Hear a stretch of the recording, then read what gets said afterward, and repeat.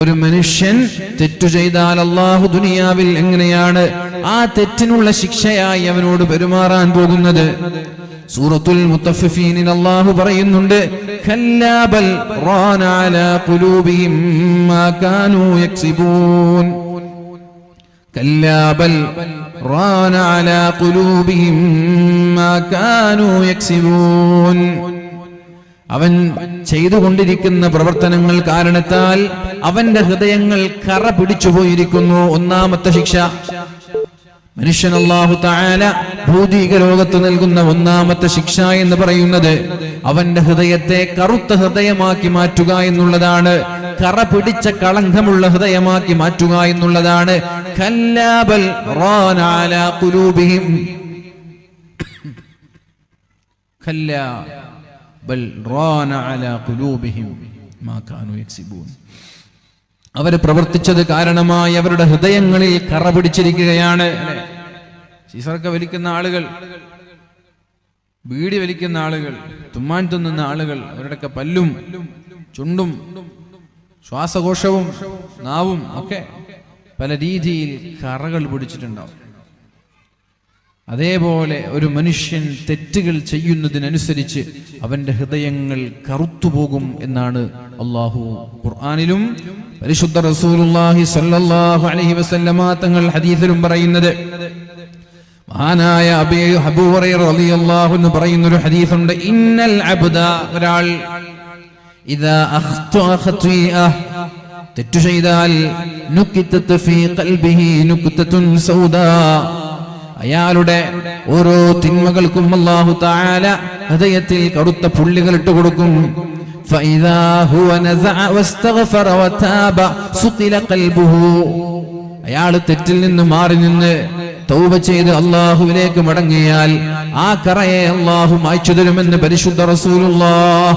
ഓരോ തെറ്റിനും ഓരോ കറകളുണ്ടെന്ന, പ്രത്യേകിച്ച് വൃദ്ധന്മാരായ ആളുകൾ, അവർക്കൊരു തെറ്റു ചെയ്താൽ അല്ലാഹുവിന്റെ മലായികകൾ ഉടനെ തന്നെ ആ തെറ്റിനെ രേഖപ്പെടുത്തുമെന്നാണ്. എന്നാൽ യുവാക്കളായ ആളുകൾക്ക് അല്ലാഹു തആല 3 അവസരം നൽകുമെന്ന് ഹദീസുകളിൽ കാണാം.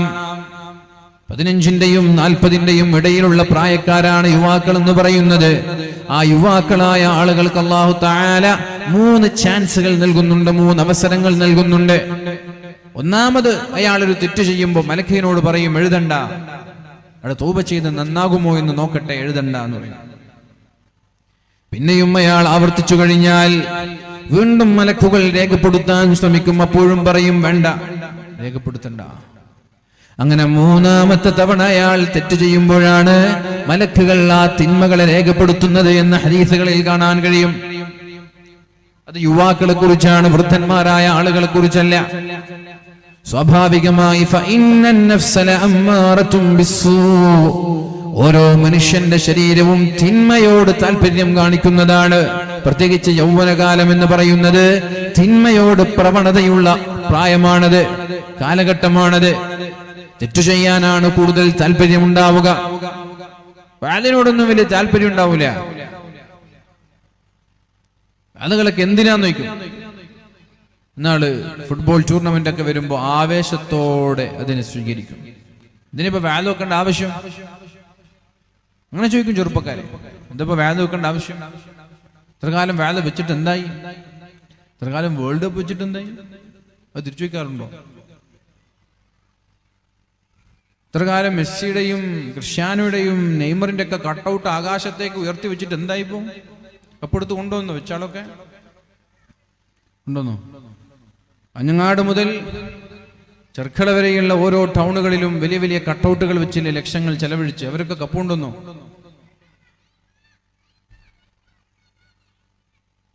ആ ചോദ്യത്തിനൊന്നും ഉത്തരവില്ല. നന്മകളോട് വിമുഖത കാണിക്കുകയും തിന്മയോടൊരു പ്രവണത കാണിക്കുകയും ചെയ്യുന്ന ഒരു കാലഘട്ടമാണ് യൗവനം എന്ന് പറയുന്നത്. അതുകൊണ്ട് തന്നെയാണ് അല്ലാഹുവിന്റെ ഹബീബായ നബി തങ്ങൾ പറഞ്ഞത്, ഇന്നല്ലാഹ യുഹിബ്ബുശ്ശാബ്ബ തായിബ്, തൗബ ചെയ്യുന്ന യുവാക്കളെ അല്ലാഹുവിന് വല്ലാതെ ഇഷ്ടമാണ്. മനുഷ്യന്റെ ഹൃദയം അങ്ങനെയാണ്, തെറ്റിനോട് താല്പര്യം കാണിക്കുന്നത്. പക്ഷേ തെറ്റുകൾ വന്നു പോകുമ്പോൾ അള്ളാഹുവിലേക്ക് തൗബ ചെയ്ത് മടങ്ങുന്ന യുവാക്കളെ അള്ളാഹുവിന് വല്ലാതെ ഇഷ്ടമാണെന്ന് പരിശുദ്ധ റസൂലുള്ളാഹി സ്വല്ലല്ലാഹു അലൈഹി വസല്ലം. അതേപോലെ വയസ്സായിട്ടും തിന്മയിൽ മുഴുകുന്ന വൃദ്ധരായ ആളുകളോട് അള്ളാഹുവിന് കോപമാണ്. 40 കഴിഞ്ഞിട്ടും തെറ്റുകളിൽ വ്യാപൃതരാകുന്നവർ. 40 കഴിയുമ്പോ ഒന്ന് ഒരുങ്ങണം ഖബറിലേക്ക്.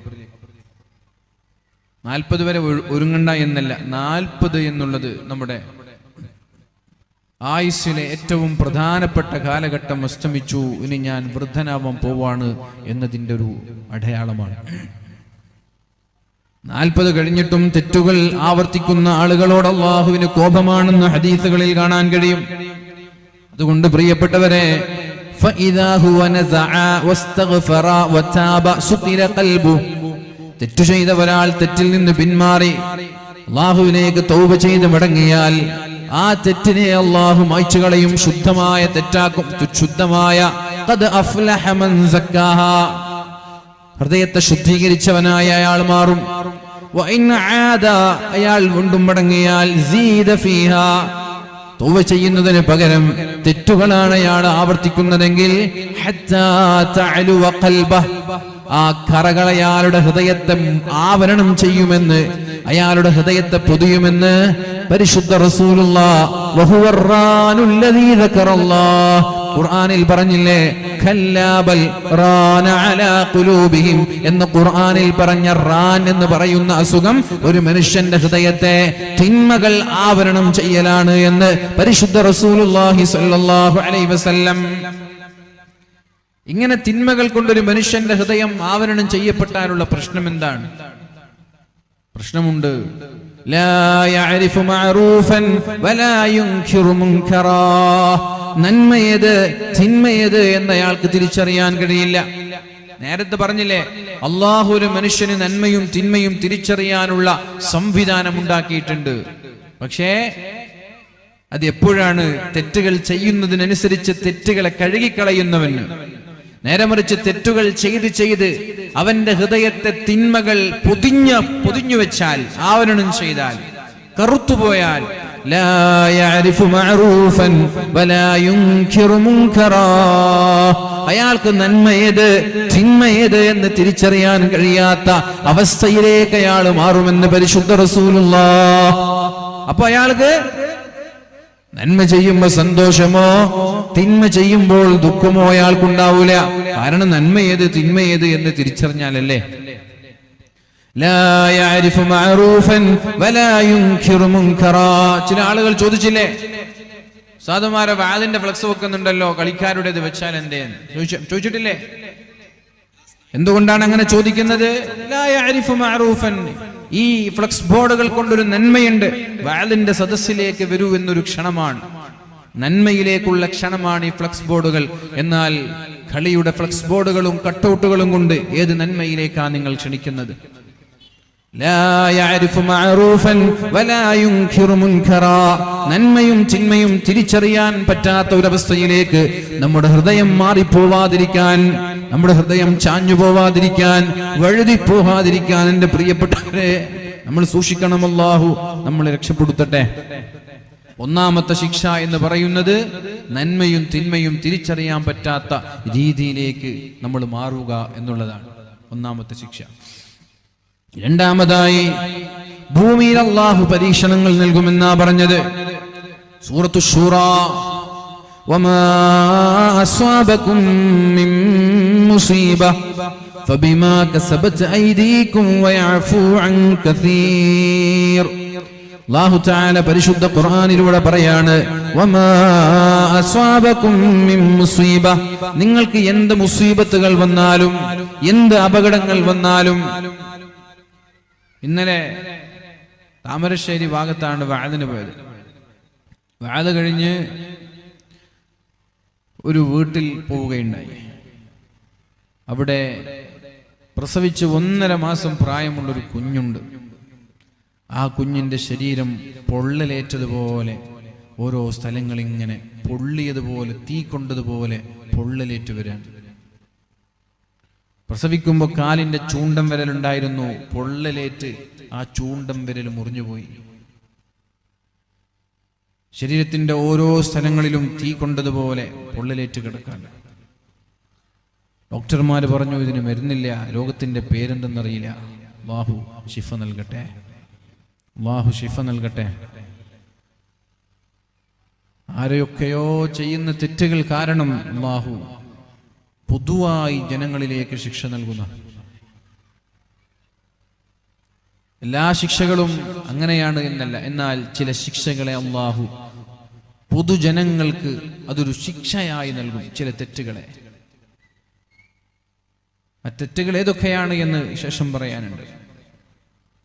വമാ അസ്വാബകും മിൻ മുസീബ, നിങ്ങൾക്ക് എന്തെങ്കിലും ഒരു മുസീബത്ത് വരുമ്പോ, അപകടങ്ങൾ വരുമ്പോ, രോഗങ്ങൾ വരുമ്പോ, പ്രയാസങ്ങൾ വരുമ്പോ അതിന്റെ കാരണങ്ങൾ തേടി ഗവൺമെന്റിനെയല്ല കുറ്റപ്പെടുത്തേണ്ടത്, പള്ളി കമ്മിറ്റിയെയല്ല കുറ്റപ്പെടുത്തേണ്ടത്. ഫബിമാ കസബത് ഐദീകും, നിങ്ങൾ നിങ്ങളുടെ കരങ്ങൾ കൊണ്ട് ചെയ്ത ആഭാസങ്ങൾ കാരണത്താലാണ് അല്ലാഹു തആല നിങ്ങൾക്ക് മുസീബത്തുകൾ നൽകുന്നത്, അപകടങ്ങൾ നൽകുന്നത്. സൂറത്തു ശൂറയിലെ 30-ാമത്തെ ആയത്താണിത്. എന്നിട്ട് അല്ലാഹു പറയാണ്, നിങ്ങൾ ചെയ്യുന്ന എല്ലാ തെറ്റുകൾക്കും ഞാൻ ശിക്ഷ നൽകുന്നില്ല. വയഅഫു അൻ കസീരിൻ, ഒട്ടുമിക്ക പാപങ്ങളും ഞാൻ നിങ്ങൾക്ക് പുറത്തു തരുന്നുണ്ട്. നിങ്ങൾ തൗബ ചെയ്യാതെ തന്നെ ഞാൻ പുറത്തു തരുന്നുണ്ട്. നമ്മളൊക്കെ ചെയ്യുന്ന തെറ്റിന് ഉടനെ തന്നെ അല്ലാഹു ശിക്ഷ നൽകിയിരുന്നുവെങ്കിൽ പ്രിയപ്പെട്ടവരെ, ഈ ഭൂമിയിൽ ഒരു മനുഷ്യന് ജീവിക്കൂല. ഒട്ടുമിക്ക തെറ്റുകൾക്കും അല്ലാഹു മാപ്പ് നൽകുന്നുണ്ട്. വയഅഫു അൻ കസീർ, ഒരുപാട് പാപങ്ങൾ അല്ലാഹു നിങ്ങൾ അറിയാതെ നിങ്ങൾക്ക് പുറത്തു തരുന്നുണ്ട്. അല്ലേ അല്ലേ? റമളാനു ഇല റമളാനി കഫാറ, ഒരു റമളാൻ കഴിഞ്ഞ് അടുത്ത റമളാൻ വരെ കാത്തിരിക്കുന്നത് അതിനിടയിലുള്ള പാപങ്ങൾ പൊറുക്കപ്പെടാൻ കാരണമാകുമെന്ന് പരിശുദ്ധ റസൂലുള്ളാഹ്.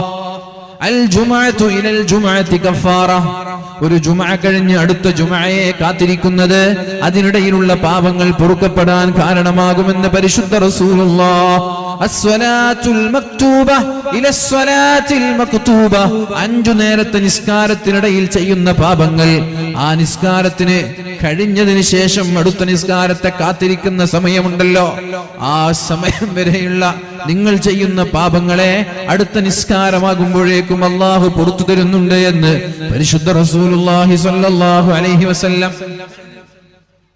അൽ-ഉംറതു ഇലൽ ഉംറ, ഒരു ഉംറ കഴിഞ്ഞ അടുത്ത ഉംറ വരെയുള്ള കാലയളവിൽ നിങ്ങൾ ചെയ്യുന്ന പാപങ്ങൾ നിങ്ങൾ അറിയാതെ അല്ലാഹു പുറത്തു തരുന്നുണ്ട്. അങ്ങനെ എത്ര വഅഫു അൻ കസീർ, എത്ര പാപങ്ങൾ അല്ലാഹു പുറത്തു തരുന്നുണ്ട്.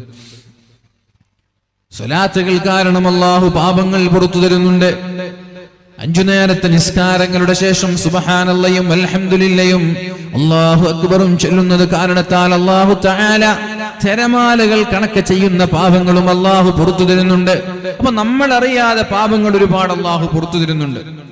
വുളൂ ചെയ്ത് വുളൂവിന്റെ വെള്ളം താഴേക്ക് ഇറ്റ് വീഴുമ്പോ ആ വെള്ളത്തിന്റെ കണക്കെ അല്ലാഹു നമ്മുടെ പാപങ്ങൾ പുറത്തു തരുന്നുണ്ട്. പള്ളിയിലേക്ക് നടക്കുമ്പോൾ ഓരോ ചവിട്ടടിക്കും അല്ലാഹു നമ്മുടെ പാപങ്ങൾ പുറത്തു തരുന്നുണ്ട്. നമ്മുടെ സ്വതക്കകൾക്ക് അല്ലാഹു പാപങ്ങൾ പുറത്തു തരുന്നുണ്ട്.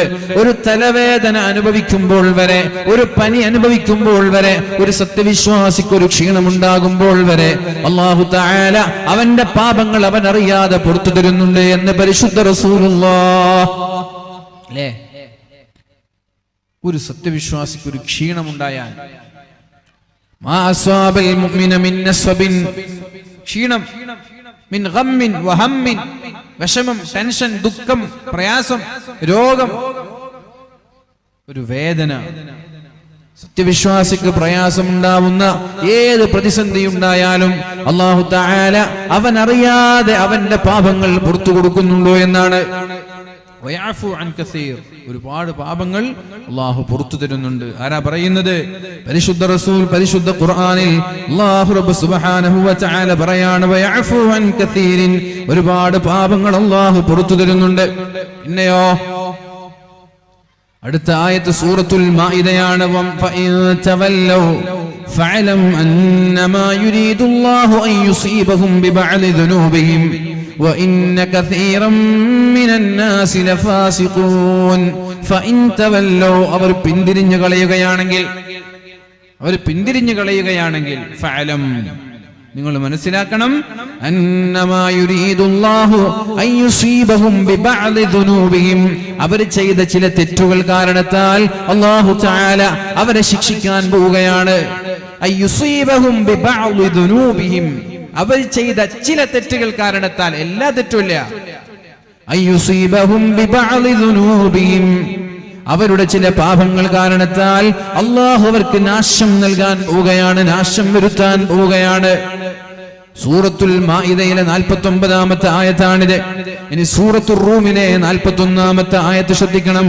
വഹറൽ ഫസാദു ഫിൽ ബർരി വൽ ബഹരി ബിമാ കസബത് ഐദിൻ നാസ്, ഭൂമിയിലും കരയിലും ഫിത്നയുണ്ടായത്, ഫസാദുണ്ടായത്. വഹറൽ ഫസാദു ഫിൽ ബഹരി വൽ ബർരി വൽ ബഹർ, കടലിലും കരയിലും പ്രശ്നങ്ങൾ ഉണ്ടായത്, അപകടങ്ങൾ ഉണ്ടായത്, പ്രയാസങ്ങൾ ഉണ്ടായത്. ബിമാ കസബത് ഐദിൻ നാസ്, ഒരു മനുഷ്യൻ ചെയ്യുന്ന തെറ്റുകൾ കാരണത്താലാണ്. എന്തിനാണ് അല്ലാഹു പരീക്ഷണങ്ങൾ നൽകുന്നത്? ലിയുദീഖഹും ബഅദല്ലദീ അമിലൂ, അവർ ചെയ്തതിന്റെ അനന്തരഫലം അവർ അനുഭവിക്കാൻ വേണ്ടിയാണ്. കളിക്കാതെ നടന്നത്, പഠിക്കാതെ നടന്നു, കളിച്ച് നടന്നതിന്റെ പേരിൽ അയാൾ പരാജയപ്പെട്ടു. എന്തിനാണ് പരാജയപ്പെട്ടത്? അയാൾ സമയം പഠിക്കാൻ ഉപയോഗിക്കാതെ കളിച്ചു നടന്നതിന്റെ വേദന അനുഭവിക്കാനാണ്. ഒരു വർഷം വീണ്ടും അതേ ക്ലാസ്സിൽ ഇരിക്കാൻ പറഞ്ഞത്. കിഡ്നി രോഗിയായ ഒരു മനുഷ്യനോട് ഡോക്ടർ പറഞ്ഞു വെള്ളം കുടിക്കരുത്. അയാൾ ദാഹിച്ചപ്പോ വെള്ളം കുടിച്ചു. അയാൾ വീണ്ടും രോഗിയായി. പിറ്റേ ദിവസം വീണ്ടും ഡയാലിസിസ് ചെയ്യാൻ വേണ്ടി ഹോസ്പിറ്റലിൽ പോകണം. എന്തുകൊണ്ടാണ് അതുണ്ടായത്? വെള്ളം കുടിക്കരുത് എന്ന് പറഞ്ഞത് കേട്ടില്ല, വെള്ളം കുടിച്ചാണ്.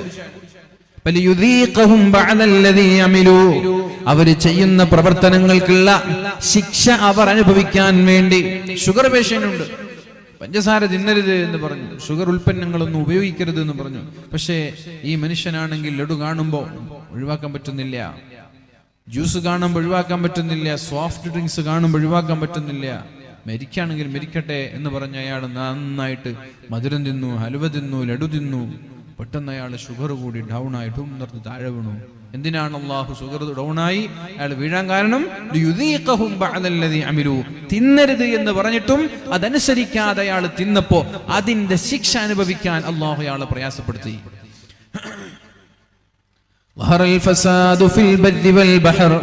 കടലിലും കരയിലും ഫിത്നയുണ്ടായത്, ഫസാദുണ്ടായത്, പ്രശ്നങ്ങളുണ്ടായത്, പരീക്ഷണങ്ങളുണ്ടായത്. ബിമാ കസബത് ഐദിൻ നാസ്, മനുഷ്യൻ ചെയ്യുന്ന തെറ്റുകൾ കാരണത്താലാണ്, മനുഷ്യന്റെ കൈകൊണ്ടുണ്ടാക്കുന്ന കുഴപ്പങ്ങൾ കാരണത്താലാണ്. അവർ ചെയ്യുന്നത് കാരണത്താൽ അതിന്റെ വേദന അനുഭവിക്കാൻ വേണ്ടി. എന്നിട്ട് അവർ മാറുമോ എന്ന് നോക്കാം, അവർ നന്നാവോ എന്ന് നോക്കാം. നന്നായി മട്ടൻ കഴിച്ചു, കൊളസ്ട്രോൾ കൂടി, ഫാറ്റി ലിവർ കൂടി. ഹോസ്പിറ്റലിൽ പോയപ്പോൾ ഡോക്ടർ പറഞ്ഞു മട്ടൻ കഴിക്കുന്നത് കുറക്കണം. എന്തിനാ ഈ ഫാറ്റി ലിവർ കൂടിയത്? എന്തിനാ യൂറിക് ആസിഡ് കൂടിയത്? മട്ടനും ബീഫും നന്നായി കഴിച്ചിട്ടാണ്. അപ്പൊ അമിതമായി തിന്നപ്പോ അതിനുള്ള ശിക്ഷ പടച്ചോൻ തന്നു. എന്നിട്ട് എന്തിനാണ്? ലഅല്ലഹും യർജിഊൻ, ഇനി ഫാറ്റി ലിവർ കൺട്രോൾ ചെയ്യാൻ വേണ്ടി അയാൾ മട്ടൻ കുറക്കുന്നുണ്ടോ ഇല്ലേ എന്ന് നോക്കാൻ വേണ്ടി, യൂറിക് ആസിഡ് നിയന്ത്രിക്കാൻ വേണ്ടി ബീഫ് കുറക്കുന്നുണ്ടോ ഇല്ലേ എന്ന് നോക്കാൻ വേണ്ടി. പരിശുദ്ധ ഖുർആൻ പറഞ്ഞില്ല കുലൂ വശ്റബൂ വലാ തുസ്രിഫൂ, നിങ്ങൾ തിന്നണം കുടിക്കണമെന്നാണ് ഖുർആൻ പറയുന്നത്. വലാ തുസ്രിഫൂ, രണ്ടും അമിതമാവാൻ പാടില്ല. തിന്നണം കുടിക്കണം, അമിതമാവാൻ പാടില്ല. എന്ത് തിന്നണമെന്ന് വെച്ചാൽ എന്തും തിന്നാം. മനുഷ്യൻ മാംസഭുക്കുമല്ല, സസ്യഭുക്കുമല്ല, രണ്ടും മിശ്രമായി സമ്മിശ്രമായി തിന്നുന്ന ജീവിയാണ് മനുഷ്യൻ. ഒരു മനുഷ്യന് പച്ച മാംസം തിന്നാതെ വെറും സസ്യം മാത്രം തിന്ന് ജീവിക്കാൻ കഴിയും. പക്ഷേ പല അസുഖങ്ങൾ അയാൾക്കുണ്ടാവും. സസ്യം മാത്രം തിന്ന് ജീവിക്കാന്ന് പറഞ്ഞാൽ അസുഖങ്ങൾ ഉണ്ടാവും. മാംസം മാത്രം തിന്ന് ജീവിക്കാന്ന് പറഞ്ഞാൽ അസുഖങ്ങൾ ഉണ്ടാവും. സമ്മിശ്രമാണ് മനുഷ്യൻ. എന്നാല് കാട്ടിലുള്ള വന്യമൃഗങ്ങൾ അങ്ങനെയല്ല, അവർ മാംസാഹാരികളാണ്. നമ്മുടെ വീട്ടിലുള്ള പശുക്കൾ അങ്ങനെയല്ല, സസ്യാഹാരികളാണ്. അപ്പൊ നമ്മളോട് എന്താണ് അല്ലാഹു ആവശ്യപ്പെടുന്നത്? കുലൂ വശ്റബൂ, നിങ്ങൾ തിന്നണം, നിങ്ങൾ കുടിക്കണം. വലാ തുസ്രിഫു, ഒന്നും അമിതമാവാൻ പാടില്ല. ഒന്നും അമിതമാവാൻ പാടില്ല. തിന്നുന്നതും കുടിക്കുന്നതും അമിതമാവാൻ പാടില്ല. അമിതമാവാന്ന് പറഞ്ഞാൽ ഇതിനൊക്കെ ഒരു ഓർഡർ ഉണ്ട്. ഭക്ഷണത്തിനൊരു ഓർഡർ ഉണ്ട്. നമ്മുടെ ജീവിതത്തിൽ കൃത്യമായി പാലിക്കേണ്ട ഒരു ഓർഡർ ഉണ്ട്. മുസ്ലിം സമുദായം തീരെ ശ്രദ്ധിക്കാത്ത മേഖലയാണത്. എപ്പോഴും നമ്മുടെ വീട്ടിൽ ചിക്കനാണ്. അത് നമ്മുടെ ശരീരത്തെ രോഗിയാക്കി മാറ്റും. എപ്പോഴും നമ്മുടെ വീട്ടിൽ ബീഫും മട്ടനൊക്കെ ആണെങ്കിൽ നമ്മുടെ ശരീരത്തെ അത് രോഗിയാക്കി മാറ്റും. ചില സന്ദർഭങ്ങളിൽ സാലഡ് വേണം, പച്ചക്കറികൾ വേണം. ഒരു ദിവസം മുഴുവനും പച്ചക്കറി, ഒരു ദിവസം മത്സ്യം, ഒരു ദിവസം ചിക്കൻ. അങ്ങനെ ഭക്ഷണത്തെ നമ്മൾ നിയന്ത്രിക്കാതെ അമിതമായ മാംസമാണ് നമ്മൾ ശരീരത്തിലേക്ക് കയറ്റുന്നതെങ്കിൽ സ്വാഭാവികമായി പതുക്കെ പതുക്കെ നമ്മൾ രോഗിയായി മാറും. കുലു, നിങ്ങൾ തിന്നണം, എന്തും തിന്നാം, ഹലാലായ എന്തും നിങ്ങൾക്ക് തിന്നാം. ഒന്നും തിന്നരുത് എന്ന് ഇസ്ലാം പറയുന്നില്ല. ഹലാലായ എന്തും നിങ്ങൾക്ക് തിന്നാം, ഹലാലായ എന്തും നിങ്ങൾക്ക് കുടിക്കാം. പക്ഷേ വലാ തുസ്രിഫു, ഒന്നും അമിതമാവരുത്. ഷുഗർ ആണെങ്കിലും അമിതമാവരുത്. അമിതമാകുമ്പോഴാണ് നമ്മൾ രോഗിയായി മാറുന്നത്. അപ്പൊ ഇവിടെ ശ്രദ്ധിക്കും നിങ്ങൾ, കടലിലും കരയിലും പ്രശ്നങ്ങൾ ഉണ്ടായത്, മനുഷ്യൻ രോഗിയായി മാറുന്നത് ബിമാ കസബത് ഐദിന്നാസ്, മനുഷ്യന്റെ പ്രവർത്തനത്താൽ, മനുഷ്യന്റെ പ്രവർത്തനം കാരണത്താലാണ്. ലിയുദീഖഹും ബഅദല്ലദീ അമിലൂ ലഅല്ലഹും യർജിഊൻ. ലിയുദീഖഹും ബഅദല്ലദീ അമിലൂ, അയാൾ ചെയ്യുന്ന തെറ്റുകൾ അവരെ അനുഭവിക്കാൻ വേണ്ടിയാണ് അല്ലാഹു തആല ശിക്ഷകൾ നൽകുന്നത്, രോഗങ്ങൾ നൽകുന്നത്.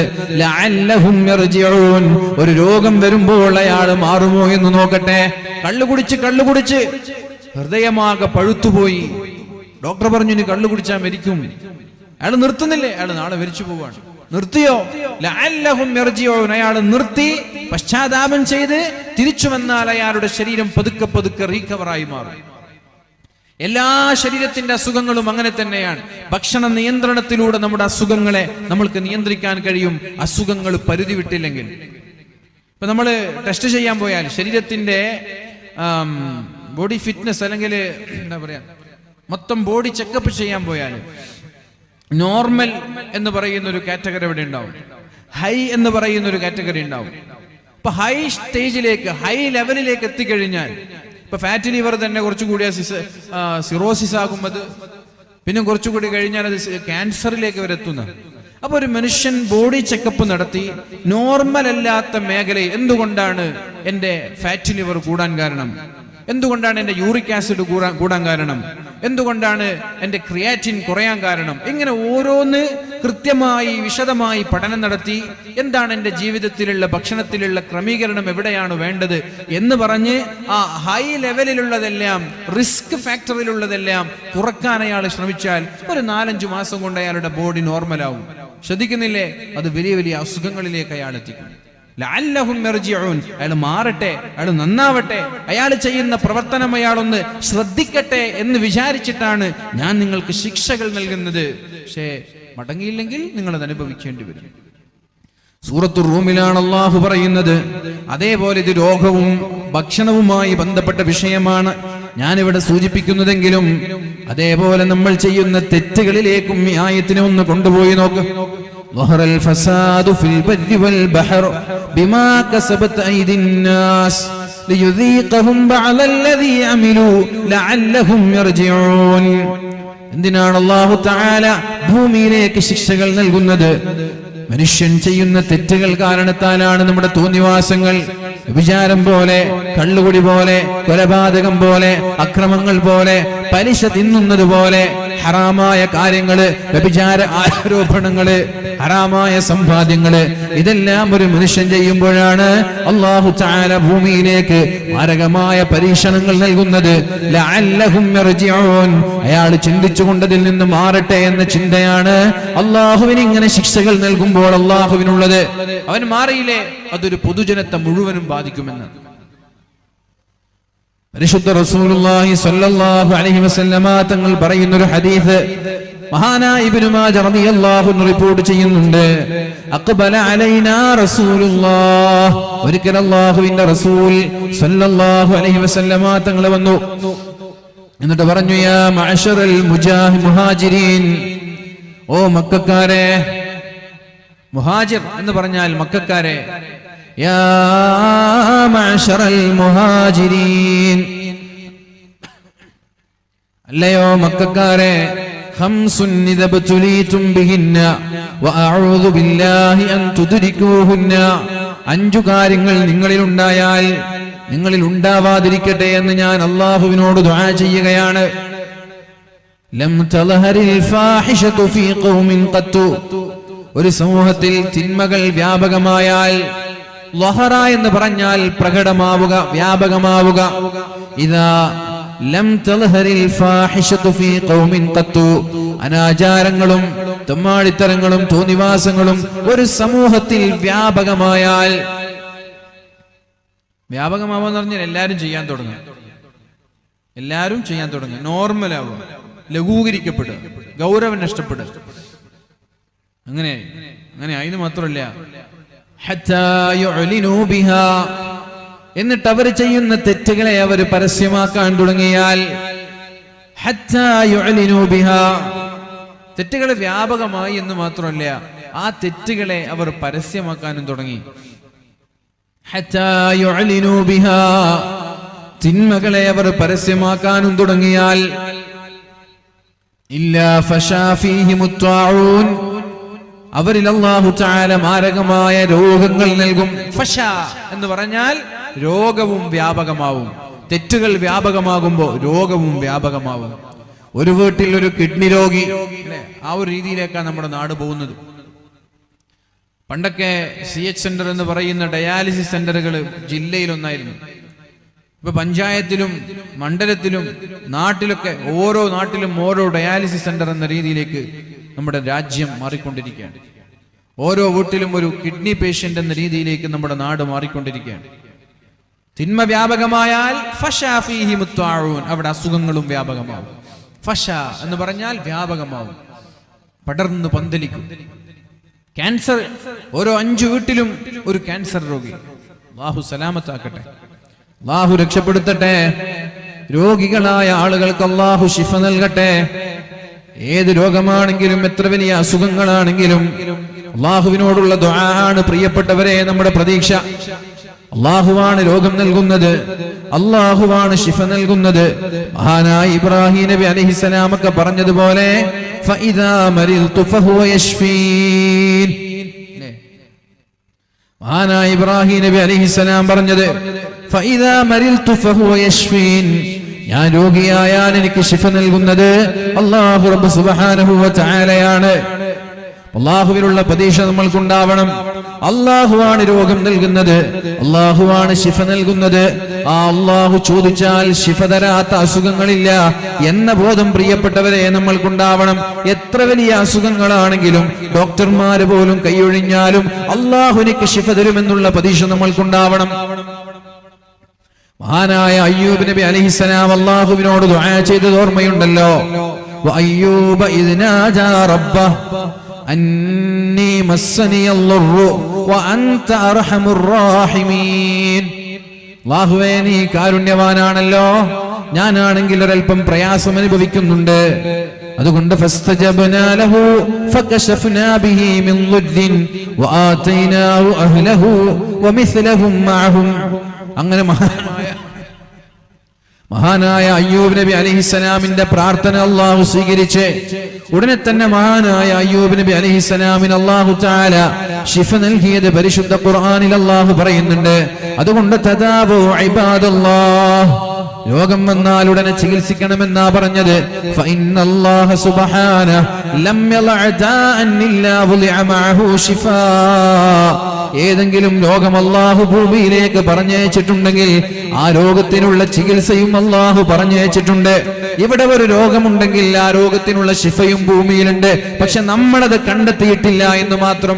ഡോക്ടർമാർ പറയില്ലേ, ഈ രോഗത്തിന്റെ പേരറിയില്ല, ഇതിന്റെ മരുന്നില്ല. രോഗം ഇവിടെ ഉണ്ടെങ്കിൽ ആ രോഗത്തിനുള്ള മരുന്നും ഭൂമിയിലുണ്ട്, നമ്മൾ കണ്ടുപിടിച്ചിട്ടില്ല. എത്ര കാലായി ക്യാൻസർ നമ്മെ കാർന്ന് തിന്നാൻ തുടങ്ങിയിട്ട് ഇതുവരെ മരുന്ന് കണ്ടുപിടിച്ചോ? എത്ര കാലായി കിഡ്നി രോഗികൾ ഇങ്ങനെ വ്യാപിച്ചുകൊണ്ടിരിക്കുകയാണ്, മരുന്ന് കണ്ടുപിടിച്ചോ? കണ്ടുപിടിക്കൂല. ഇതൊക്കെ ഒരു ബിസിനസ് മെന്റാലിറ്റിയാണ്. പനിക്ക് വേഗം വരുന്നുണ്ടാവും. കാരണം എന്താ?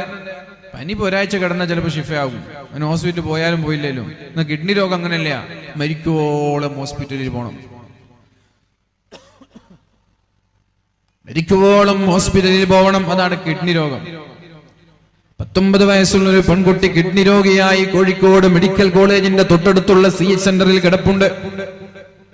ആഴ്ചയിൽ 3 തവണ ഡയാലിസിസ് ചെയ്യേണ്ടി വരുന്ന ഒരു പെൺകുട്ടിയാണ്. പഠിച്ചുകൊണ്ടിരിക്കുന്ന ഒരു വിദ്യാർത്ഥിനിയാണ്. ട്രാൻസ്പ്ലാന്റേഷൻ പോലും സാധിക്കാതെ അതിന് സൂട്ടബിൾ ആയിട്ടുള്ള കിഡ്നി കിട്ടുന്നില്ല, അല്ലെങ്കിൽ കിഡ്നി കിട്ടിയാൽ ശരീരം അതിനെ സ്വീകരിക്കുന്നില്ല. എന്താ പ്രതിവിധി? ദുആ മാത്രം, വേറൊന്നുമില്ല. മരുന്ന് കണ്ടുപിടിച്ചിട്ടില്ല. മരുന്ന് കണ്ടുപിടിച്ചാലേ പ്രിയപ്പെട്ടവരെ ആ കുട്ടിക്ക് ഹോസ്പിറ്റലിൽ നിന്ന്, ഡയാലിസിസ് സെന്ററിൽ നിന്ന് രോഗശമനം ലഭിച്ച ആരോഗ്യത്തോടെ വീട്ടിലേക്ക് തിരിച്ചു പോകണമെങ്കിൽ അതിനുള്ള മരുന്ന് കണ്ടുപിടിക്കണം. മരുന്ന് കണ്ടുപിടിക്കാത്ത കാലത്തോളം 90 വയസ്സ് വരെ ജീവിച്ചാലും ദിവസവും ഡയാലിസിസ്, ആഴ്ചയിൽ 3 തവണ ഡയാലിസിസ് സെന്ററിൽ പോയി ശരീരത്തിന്റെ മുഴുവൻ രക്തവും മെഷീനിലേക്ക് മാറ്റി 4 മണിക്കൂറോളം നീണ്ടു നിൽക്കുന്ന ഒരു പ്രവർത്തനം കാരണം ശരീരത്തിന്റെ രക്തം ശുദ്ധീകരിച്ച് തിരിച്ച് ശരീരത്തിലേക്ക് തന്നെ തിരിച്ചു കയറ്റണം. 4 മണിക്കൂറാണ് ഇതിന് വേണ്ടത്. ആഴ്ചയിൽ 3 തവണ പോകണം ഡയാലിസിസ് സെന്ററിൽ. 90 വയസ്സ് വരെ.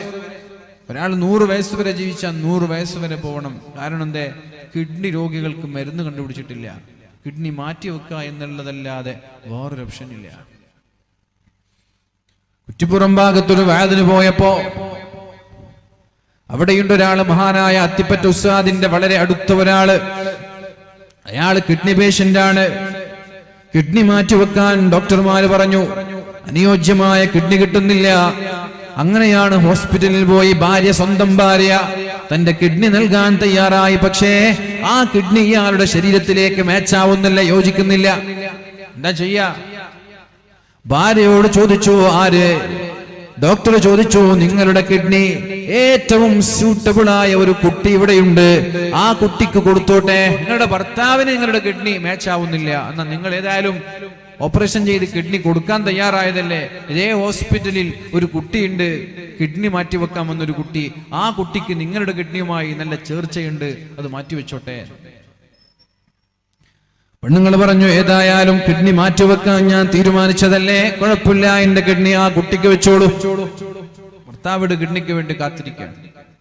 അങ്ങനെ ഡോക്ടർമാർ ആ കുട്ടിയുടെ കുടുംബത്തെ ബന്ധപ്പെട്ടു. ഈ ഭാര്യയുടെ കിഡ്നി ഈ പിഞ്ചു പൈതലിന്, ഈ കുഞ്ഞിന് വെക്കാമെന്ന് തീരുമാനിച്ചു. അങ്ങനെയാണ് ആ കുഞ്ഞിന്റെ കുടുംബത്തിൽ ഈ ഭർത്താവിന് സ്യൂട്ടബിളായ, അനുയോജ്യമായ കിഡ്നി എവിടെയെങ്കിലും ഉണ്ടോ എന്ന് അന്വേഷിച്ചത്. അങ്ങനെയാണ് ആ കുട്ടിയുടെ മാതാവിന്റെ കിഡ്നി ഈ പെണ്ണിന്റെ ഭർത്താവിന്റെ കിഡ്നിയുമായി ചേർന്ന് വരുന്നത്. ഉടനെ തന്നെ 4 ഓപ്പറേഷനാണ് ഒരേ സമയം ആ ഹോസ്പിറ്റലിൽ നടന്നത്. 4 ഓപ്പറേഷൻ, 4 സർജറി. ഭാര്യയുടെ കിഡ്നി എടുക്കുന്നു, കുട്ടിയുടെ ഹൃദയം കീറുന്നു, എന്നിട്ട് അവിടെ വെക്കുന്നു. ആ കുട്ടിയുടെ ഉമ്മയുടെ കിഡ്നി എടുക്കുന്നു, ഈ ഭാര്യയുടെ, ഈ പെണ്ണിന്റെ ഭർത്താവിന്റെ കിഡ്നി മാറ്റിവെക്കുന്നു. ഒരു സമയത്ത് 4 സർജറി ഒരേ സമയം ആ ഹോസ്പിറ്റലിൽ നടന്നു. ഈ കിഡ്നി മാറ്റിവെക്കാൻ വരെ ചേർച്ച വേണം, ശരീരത്തോടത് പൊരുത്തപ്പെടണം. എല്ലാവരും കിഡ്നിയും എല്ലാവർക്കും ചെയ്യാൻ പറ്റൂല, എല്ലാവർക്കും മാറ്റിവെക്കാൻ പറ്റൂല. പൈസ ഉണ്ടെങ്കിലും കിഡ്നി കിട്ടിക്കൊള്ളണമെന്നില്ല, കിഡ്നി കിട്ടാൻ പ്രയാസമാണ്. അല്ലാഹു എല്ലാവരും രക്ഷപ്പെടുത്തട്ടെ. അല്ലാഹുവേ, ഇതുപോലെയുള്ള അസുഖങ്ങൾ നൽകി നീ ഞങ്ങളെ പരീക്ഷിക്കല്ല റബ്ബേ. രോഗികളായ ആളുകൾക്ക് അല്ലാഹുവേ നീ ശിഫ നൽകണേ അല്ലാഹ്. ഞാൻ പറഞ്ഞു വരുന്നത് 19 വയസ്സുള്ള ഒരു പെൺകുട്ടി പരിശുദ്ധമായ റമദാനിലാണ് ഞാൻ കണ്ടത്. ആഴ്ചയിൽ 3 തവണ CH സെന്ററിൽ വന്നിട്ട് 4 മണിക്കൂർ നേരം കിടന്നിട്ട് തന്റെ ശരീരത്തിന്റെ ബാഡായ രക്തങ്ങളെല്ലാം, ഒരു കിഡ്നിയുടെ പ്രവർത്തനം എന്ന് പറയുന്നത് ശരീരത്തിന്റെ രക്തം ശുദ്ധീകരിക്കലാണ്. നമ്മുടെ കിഡ്നിയുടെ പണി എന്താണ്? ശരീരത്തിന്റെ രക്തം ശുദ്ധീകരിക്കലാണ്. അപ്പൊ കിഡ്നി കേടായാൽ പിന്നെ രക്തം ശുദ്ധീകരിക്കാൻ കഴിയില്ല. രക്തം ശുദ്ധീകരിക്കാൻ പറ്റുന്നില്ലെങ്കിൽ നമ്മൾ അസുഖബാധിതരായി മരിച്ചു പോകും. അപ്പൊ ഈ കിഡ്നിയുടെ പണിയാണ് മെഷീൻ ചെയ്യുന്നത്. അപ്പൊ നമ്മുടെ രക്തം മെഷീൻ വലിച്ചെടുക്കുന്നു, കിഡ്നിയുടെ പണി ഡയാലിസിസ് മെഷീൻ ചെയ്യുന്നു. 4 മണിക്കൂർ നീണ്ട പ്രോസസ്. അതിങ്ങനെ ശുദ്ധീകരിച്ച് തിരിച്ച് നമ്മുടെ ശരീരത്തിലേക്ക് കയറ്റുന്നു. 3 ദിവസമാകുമ്പോൾ വീണ്ടും ശരീരത്തിന്റെ രക്തം ബാഡാവുന്നു. കാരണം കിഡ്നി ചെയ്യുന്ന പണി ചെയ്യുന്നില്ല, കിഡ്നി സ്റ്റക്കായിരിക്കാൻ, കിഡ്നിക്ക് വർക്ക് ചെയ്യാൻ പറ്റുന്നില്ല. നമ്മുടെ വണ്ടിയുടെ എഞ്ചിൻ കേടായാൽ വണ്ടി നിൽക്കുന്നത് പോലെ മനുഷ്യന്റെ എഞ്ചിനാണ് കിഡ്നി എന്ന് പറയുന്നത്. അത് സ്റ്റക്കായി പോയാൽ മനുഷ്യൻ നിശ്ചലമാവും. ഇപ്പൊ ഒരു ചെലവില്ലാതെയാണ് നമ്മുടെ രക്തത്തെ പ്യൂരിഫൈ ചെയ്യുന്നത്. ഒരു ചെലവില്ല, നമ്മുടെ രക്തത്തെ ഇങ്ങനെ ശുദ്ധീകരിച്ചുകൊണ്ടിരിക്കുകയാണ്. ഇതൊന്ന് സ്റ്റക്കായി പോയാൽ ആഴ്ചയിൽ മിനിമം 7500 രൂപയാണ് ചെലവ്. ആഴ്ചയിൽ 7500 രൂപ ചെലവ്. അത് മാത്രമല്ല, 2 ദിവസത്തിൽ 1 ലിറ്റർ വെള്ളമല്ലാതെ കുടിക്കാൻ കഴിയില്ല. 2 ദിവസത്തിൽ 1 ലിറ്റർ വെള്ളം. 1 ലിറ്റർ വെള്ളം എന്ന് പറയുമ്പോൾ അതിൽ ചായ പെട്ടു, അതിൽ ജ്യൂസ് പെട്ടു, അതിൽ ഭക്ഷണത്തിന്റെ കൂടെ ഉപയോഗിക്കുന്ന കറി അടക്കം പെട്ടു. 1 ലിറ്റർ വെള്ളം എന്ന് പറയുന്നത് മനുഷ്യന്റെ അവസ്ഥയാണ്. നിസ്സഹായരാണ് നമ്മൾ, വെരി വീക്കാണ്, ബലഹീനരാണ്. നമ്മൾക്ക് നമ്മളെ മനസ്സിലാക്കാൻ ഇതുവരെ കഴിഞ്ഞിട്ടില്ല. കോവിഡ് വന്നപ്പോഴാണ് ഓക്സിജന്റെ വാല്യൂ നമ്മൾ തിരിച്ചറിഞ്ഞത്. 1 രൂപയില്ലാതെയാണ് ഈ ശ്വാസം നമ്മളിങ്ങനെ വലിച്ചുകൊണ്ടിരിക്കുന്നത്. 1 രൂപയില്ലാതെ. കോവിഡ് വന്നപ്പോ ലക്ഷങ്ങളാണ് ഹോസ്പിറ്റലിൽ വെറും ഓക്സിജന് വേണ്ടി നമ്മൾ ചെലവഴിച്ചത്. എത്ര നിസ്സഹായരാണ്, എത്ര ബലഹീനരാണ്. എന്നിട്ടും നമ്മൾ അള്ളാഹുവിനെ തിരിച്ചറിയുന്നുണ്ടോ പ്രിയപ്പെട്ടവരെ? അള്ളാഹുവിനെ നമ്മൾ നന്ദി ചെയ്യുന്നുണ്ടോ?